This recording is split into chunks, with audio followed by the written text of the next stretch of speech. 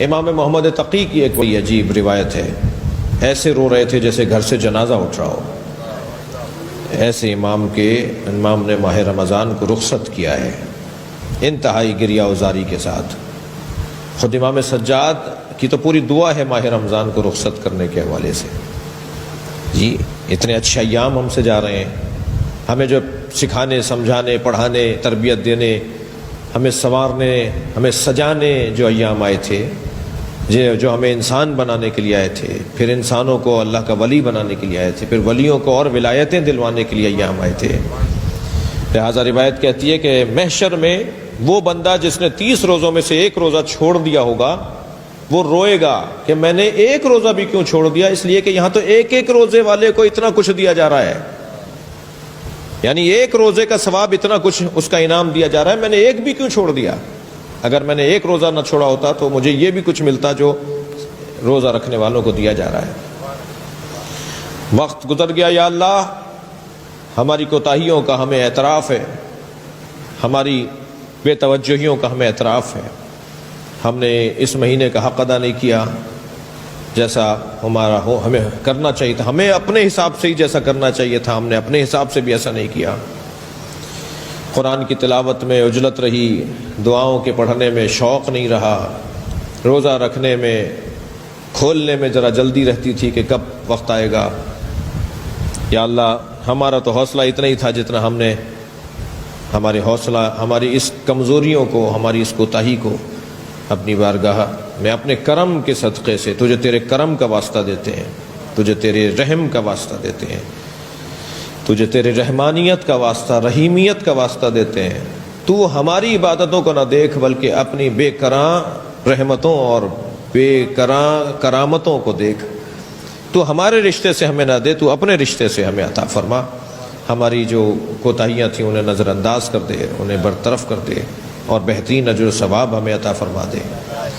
اور جو عید کا دن ہمارے لیے آئے اس دن کو ہمارے لیے، مسلمانوں کے لیے عید قرار دے، نبی اور آل نبی کے چاہنے والوں کے لیے شرف قرار دے، عزت قرار دے، ہمارا وقار بڑھے، ہماری عزت بڑھے۔ مسلمانوں کا جو وقار زبوں حالی کا شکار ہے، جی وہ وقار جو مجروح ہو چکا ہے، یا اللہ یہ عید جو آ رہی ہے ہمارے وقار کو دوبارہ سے پلٹا دے، ہماری آبرو کو دوبارہ سے پلٹا دے، ہماری عزت میں اضافہ فرما دے۔ ہمارے جو مسائل اور مشکلات اور پریشانیاں، ہر شخص اپنے مسائل سے خوب تیری بارگاہ میں مسلسل دعا گو رہا، ہر شخص اپنے مسئلے تجھے بتاتا رہا۔ یا اللہ ان مسائل، ان مشکلات، ان پریشانیوں کو برطرف فرما دے۔ پروردگارہ ہمیں ہماری زندگیوں میں یہ ماہ مبارک رمضان ہماری زندگی کا آخری ماہ مبارک قرار نہ دے، ہمیں آئندہ بھی روزے رکھنے کا موقع عطا فرما۔ اس دفعہ ہم سے غلطیاں ہو گئیں، کوتاہیاں ہو گئیں، یا اللہ ہم آئندہ نہیں کریں گے، ہمیں ایک دفعہ اور موقع عنایت فرما دے۔ ہمیں یہ تو پتہ ہے کہ جب آنکھیں بند ہوں گی، روح قبض ہو جائے گی، تو ہمیں پھر پلٹنے نہیں دے گا، پھر گنجائش نہیں رہے گی پلٹنے کی، مگر ابھی تو ہمارے ہاتھ میں ہے کہ ہم تجھ سے یہ کہہ دیں کہ اپنی اس سنت کے اوپر کہ ہماری عمر کو لمبا کر دے، تاکہ ہم تیری عبادت کا آئندہ لطف لے سکیں، تیری عبادت کو زیادہ بہتر انداز سے کر سکیں۔ قرآن والوں میں اور اہل قرآن میں ہمیں قرار دے، سال بھر ہم قرآن مجید پڑھتے رہیں، قرآن مجید سے ہمیں دوستی ہو جائے، پیار ہو جائے، یہ توفیق عطا فرما دے۔ ہمارے مرحومین کی روحیں ہماری طرف اس مہینے میں خاص انداز سے دیکھ رہی تھیں کہ میرے بچے، میرے پوتے، میرے پڑپوتے، میرے نواسے، میری اولادیں، میرے متعلقین ہمیں کتنا یاد کر رہے ہیں۔ یا اللہ ہم نے کوشش کی کہ اپنے مرحومین کو بھی یاد کریں، جو ہم سے رہ گئے، جو ہمارے عزیز مرحومین ہم سے یاد کرنے میں رہ گئے یا جنہیں ہم نے یاد کیا، یا اللہ ان کی مغفرت فرما دے۔ ہمارے ان نوجوانوں کو، ہمارے ان آئندہ نسل کے افراد کو، ان بچوں کو بہترین تعلیم، تقوی، روزگار، ہمت، حوصلہ، جوانیاں عطا فرما دے۔ ہماری بچیوں کو عفت و پاک دامنی، تربیت اولاد، شوہر کی خدمت، اپنے گھر کو چین سکون سے رکھنے کی توفیق عطا فرما دے۔ جو بیمار ہیں، جو مریض ہیں، انہیں شفاء کلی اور عاجلہ عطا فرما دے۔